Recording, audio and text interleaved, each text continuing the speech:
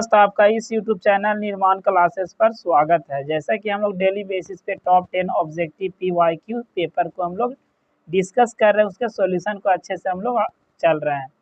तो चलिए आज का क्लास भी हम लोग डिस्कस करते हैं। और पिछले क्लास में हम लोग का 70 नंबर क्वेश्चन तक हो चुका था। तो आज के क्लास में हम लोग वहीं से आगे की ओर बढ़ेंगे और उसका सोल्यूशन देखेंगे और पढ़ते हुए आगे की ओर बढ़ेंगे।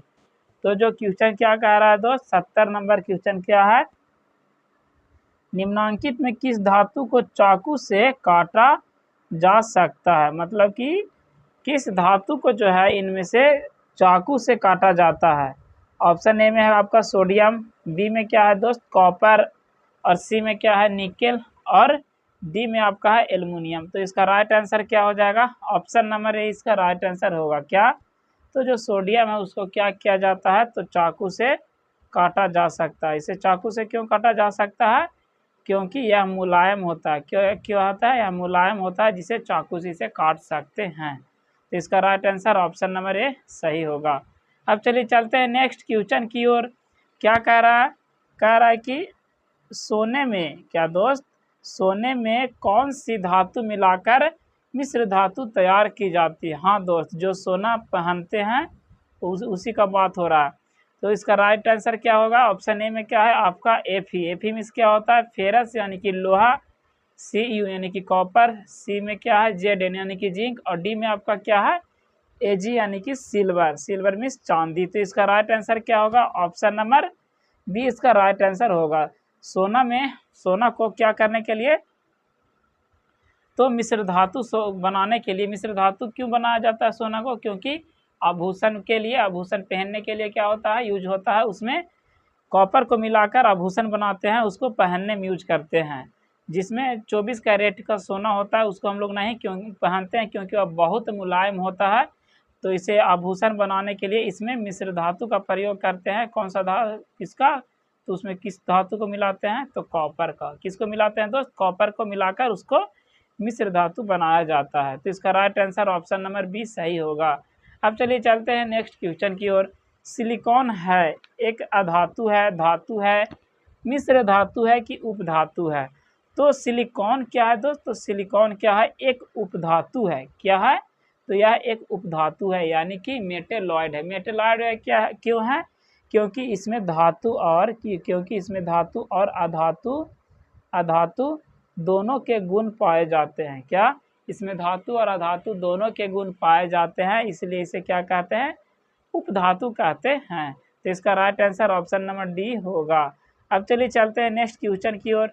लेंस की फोकस दूरी एफ एवं क्षमता पी हो तो इनमें से कौन सा सही होगा। क्या कह रहा है, ऑप्शन में ए में क्या है एफ प्लस पी बराबर 0.5, बी में क्या है एफ गुने पी बराबर 1, कि P प्लस एफ बराबर 1, डी में आपका है P प्लस एफ बराबर 2। तो चलिए इसको सबसे पहले हम लोग समझते हैं। तो क्या होता है, लेंस की फोकस दूरी एफ और एवं क्षमता में संबंध क्या होता है दोस्त, तो इसका फार्मूला P बराबर क्या होता है, यानी कि लेंस की क्षमता बराबर क्या होता है 1/f। क्या होता है 1/f, यानी कि जो लेंस की क्षमता होता है वह फोकस दूरी का क्या होता है, तो व्युत्क्रम होता है। क्या होता है, व्युत्क्रम होता है, यानी कि उल्टा होता है। तो यहाँ से हम लोग आगे की ओर बढ़ेंगे तो यह क्या होगा, तिरछा तिरछी इसमें गुना होगा, तो P गुने क्या होगा एफ होगा, और बराबर क्या रह जाएगा, 1 रह जाएगा। तो क्या हो जाएगा, P गुने एफ बराबर 1 क्या होगा, इसका राइट आंसर होगा। तो इसका राइट आंसर क्या होगा, ऑप्शन नंबर बी, एफ गुने P बराबर 1। तो इसका right answer option number B सही होगा। अब चलिए चलते हैं नेक्स्ट क्वेश्चन की ओर। क्या कह रहा है कि कैमरे का कौन सा भाग आंखों के रेटिना की तरह कार्य करता है। यानी कि कैमरा में वह कौन सा भाग है जो आंखों की रेटिना की तरह कार्य करता है। तो आंख का रेटिना कार्य क्या करता है दोस्त, तो यहाँ रेटिना पर क्या होता है, तो वस्तु का प्रतिबिंब कहाँ बनता है, हमारे आँख में वस्तु का प्रतिबिंब कहाँ बनता है, रेटिना पर। तो उसी तरह कैमरा में एक होता है जहाँ पे क्या बनता है, उसका इमेज बनता है, उसका छवि बनता है। वह क्या है, वह यह पूछ रहा है। तो इसका राइट आंसर क्या हो जाएगा दोस्त, ऑप्शन ए में क्या है द्वारक, बी में क्या है लेंस, सी में क्या है आपका फिल्म, डी में आपका है शटर। तो इसका राइट आंसर क्या है, फिल्म। इसका छवि कहाँ बनता है दोस्त, कैमरा में, फिल्म पर। और मनुष्य के आँख में यानी कि इमेज यानी कि प्रतिबिंब कहाँ बनता है, तो रेटिना पर बनता है। कहाँ बनता है, रेटिना पर। अब चलिए चलते हैं नेक्स्ट क्वेश्चन की ओर। क्या कह रहा है, एक स्वस्थ मानव नेत्र के लिए निकट बिंदु तथा दूर बिंदु क्रमशः होते हैं, यानी कि निकट का अधिकतम कितना हम लोग देख सकते हैं, किसके लिए मानव नेत्र जो है निकट की वस्तु को अधिकतम कितना देख सकता है, तो 25 सेंटीमीटर। और अधिकतम कहे तो न्यूनतम कितना देख सकता है दोस्त, 25 सेंटीमीटर। और अधिकतम कितना, तो अधिकतम कहीं तक भी देख सकता है, अनंत। तो इसका राइट आंसर क्या हो जाएगा, ऑप्शन नंबर सी, 25 सेंटीमीटर एवं अनंत। क्या होगा, तो न्यूनतम कितना देख सकते हैं हम लोग का, कितना दूरी पर अगर वस्तु रहेगा तो हम न्यूनतम साफ साफ देख लेगा, 25 सेंटीमीटर की दूरी पर रहेगा तो निकट की वस्तु को साफ साफ देख लेगा। और अनंत को देखने के लिए क्या, तो दूर के वस्तु को देखने के लिए क्या होगा, तो उसका अनंत हम लोग अनंत तक देख सकते हैं। इसका right answer option number C सही होगा। तो चलिए अब चलते हैं नेक्स्ट क्वेश्चन की ओर। चंद्रमा पर खड़े अंतरिक्ष यात्री को आकाश प्रतीत होता है, लाल, नीला, काला कि उजला। तो इसका राइट आंसर क्या होगा दोस्त, इसका राइट आंसर हो जाएगा ऑप्शन नंबर सी। कैसे दिखाई देता है, तो काला दिखाई देता है। क्यों काला दिखाई देता है, चलिए उसको हम लोग समझते हैं।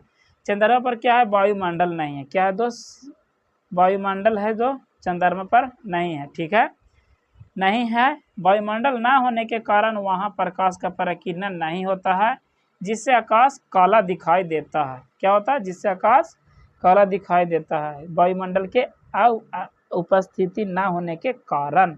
अब चलिए चलते हैं इसका जो राइट आंसर क्या होगा, तो दोस्त तो ऑप्शन नंबर सी, काला।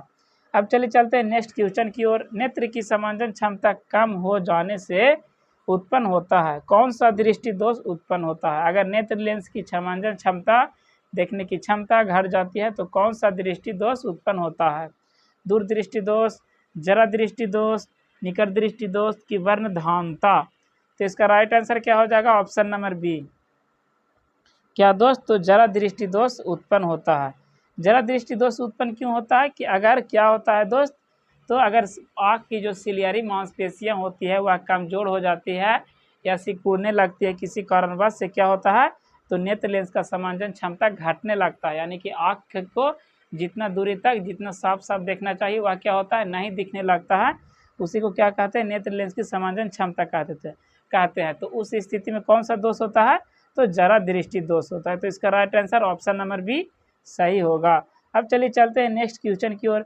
किसी चालक की प्रतिरोधकता का मात्रक होता है, किसका दोस्त, तो प्रतिरोधकता का मात्रक। तो प्रतिरोधकता का मात्रक क्या होता है, ऑप्शन ए में है ओम मीटर, बी में है ओम पर मीटर, सी में है प्रति ओम की इनमें से कोई नहीं। तो इसका राइट आंसर क्या होगा, ऑप्शन नंबर ए। प्रतिरोधकता का मात्रक क्या होता है दोस्त, तो ओम मीटर होता है। और अगर प्रतिरोध का पूछे तो क्या होता है, प्रतिरोध का मात्रक ओनली फॉर क्या होता है, ओम होता है। प्रतिरोधकता का ओम मीटर होता है। अब चलिए चलते हैं नेक्स्ट क्वेश्चन की ओर। एक जूल में कितनी कैलोरी होती है, एक जूल में कितनी कैलोरी होती है। ऑप्शन ए में 0.23, 0.19, 0.21 कि 0.25। तो इसका राइट आंसर क्या हो जाएगा दोस्त, तो इसका right answer option number A सही होगा। लेकिन यहाँ पे क्या 0.23 की जगह पर क्या होगा, 0.24 होगा, 3 नहीं होगा, 0. क्या होगा 24, 0.24 होगा इसका राइट आंसर। तो इसका राइट आंसर क्या हो जाएगा, ऑप्शन नंबर ए सही होगा। अब चलिए चलते हैं नेक्स्ट क्वेश्चन की ओर। क्या कह रहा है, विद्युत बल्ब में फिलामेंट निम्नलिखित में से किस धातु का बना होता है, लोहा, एल्युमिनियम, टंगस्टन की तांबा। तो इसका राइट आंसर क्या हो जाता है दोस्त, फिलामेंट। विद्युत बल्ब में क्या होता है, फिलामेंट जो बना होता है किसका होता है, तो टंगस्टन का बना होता है। टंगस्टन का क्यों बनता है दोस्त, क्योंकि टंगस्टन का गलनांक बहुत उच्च होता है, जिसके कारण उच्च तापमान पर भी बिना पिघले अत्यधिक क्या करता है, तो प्रकाश देता है, जिसके कारण टंगस्टन का यूज किया जाता है। तो इस वीडियो में बस इतना ही दोस्त, आज के लिए बस इतना ही। मिलते हैं आपसे नेक्स्ट वीडियो में नेक्स्ट एनर्जी और नेक्स्ट क्वेश्चंस के साथ।